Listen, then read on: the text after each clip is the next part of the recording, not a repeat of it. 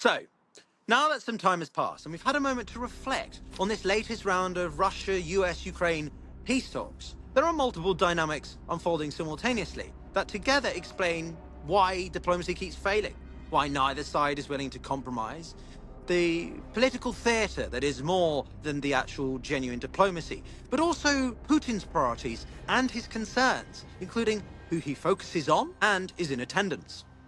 You see, on the one hand, you have Donald Trump. Figures like Steve Witkoff and his envoys flying into Moscow, holding these hour-long conversations with Putin, but emerging then with the impression that a deal might be done, a very positive set of tones. Yet on the other hand, Putin coming out just hours later, publicly dismissing this progress, this proposal, criticizing the terms, and even suddenly, out of the blue, focusing on Europe, someone that you think is irrelevant, or Russia treats as irrelevant, and saying there is a broader confrontation, whilst China sits in the room. So at first glance, these developments seem disaligned, contradictory. Kremlin entertaining discussions, insisting simultaneously that it won't move an inch.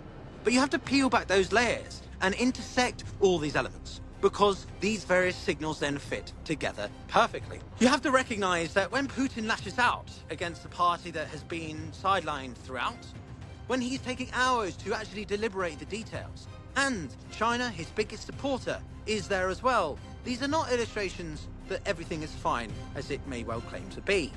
What pressures actually matter and why the peace feels further away in this case. It's all what I want to cover in this video to unpack exactly what this latest round of talks is about, what both sides are really signaling versus what they're saying, and what this tells us about the next phase of the war, both from Putin's mind, but also for Ukraine and Europe. This is The Global Gambit. How's it going, everyone? Welcome back to The Global Gambit, where if you're new here, this channel delves into geopolitics, international relations, and economic statecraft, with particular emphasis on the complexities of the Russia-Ukraine war. Indeed, this video is a mixture of my core takeaways, but also random strands that I can see converging based on the discussion we saw between the two United States and Russian sides yesterday. Neither side budging, neither side conceding, and yet both left with exactly what they claim they wanted, at least on the surface. But you look beneath the details, which we always do here, and there's more to it. But before doing that, I ask you, what are your takeaways? What are your views of the latest round? A, as they say in America, a nothing burger? Or is there a little bit more about the uncomfortability that Putin is in? They may have the upper hand, as some people claim, or Russia is winning. But ultimately, it's not that simple.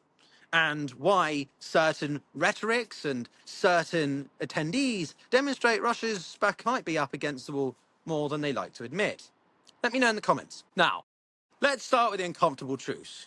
These talks, as we know, are not likely to produce peace. They're designed to signal political positions, but for me, it's all rather repetitive. Nothing has changed, and therefore all the media hysteria about a sudden peace deal being made or a ceasefire, it's no different to when Trump and Putin met in August or in March when these first flurries started occurring. Russia's biggest statement, which I think was necessary, was its sudden focus on Europe and willing to take the war to them if necessary. You see, that's not the posture of a leader looking for compromise. That's signalling, and signalling in a rather sudden, unexpected way, which even caught the Americans off guard. Comparatively, Ukraine is obviously saying it very clear that no territorial concessions are acceptable. Ukraine will not validate its occupation on these occupational lines, rather.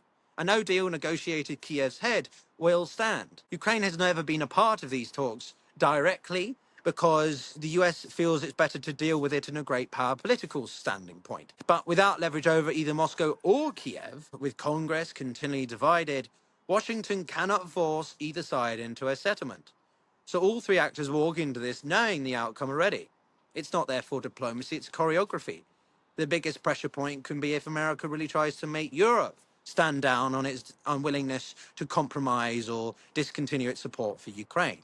But we've yet to see the Americans really push for that. So when it comes to Russia, therefore, there are only really two types of pressure that can compel the Kremlin to negotiate seriously: severe economic pressure or severe military pressure. Whilst it is growing for the economy of Russia, especially, neither exists in completion right now.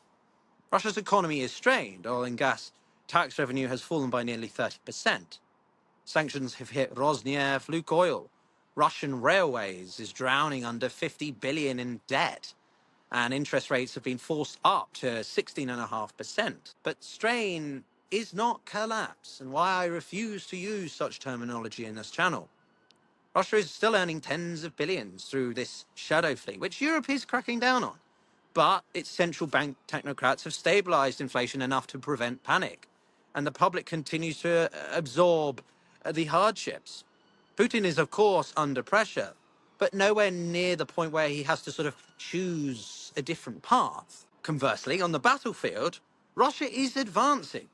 It recruits in the realms of 30,000 soldiers per month because of those very cushy salary benefits. But how sustainable are those salary benefits? And it has adapted and, if anything, overtaken Ukraine's drone tactics and innovation. But it lacks the mass for a major offense. However, that's not the mentality as we know. Putin believes time is strategic patience, not speed, is Russia's ultimate advantage. Ukraine faces the ammunition constraints, mobilization challenges, and whilst it can continue to defend, it cannot force Russia to negotiate or retreat. So again, the pressure exists on the Russian side, but not enough. So if Russia won't compromise, why entertain these 5-hour negotiations? Well, there are a few reasons. One I particularly think, which I'll come to in a moment, but because talks serve Russia's strategic narrative, for one, to show global audiences that Russia is open to peace, even when it isn't. Two, to portray the US as divided. If Trump's envoys negotiate while the current administration pushes sanctions, the Kremlin gets to play the US effectively against itself. To legitimize Ukraine, because of course sidelining Kiev in talks about its own future means Russia reinforces the narrative that Ukraine is merely a Western proxy. Fourthly, to buy time here, which I think is crucial. Diplomacy delays decisions on sanctions, aid packages, and military escalations.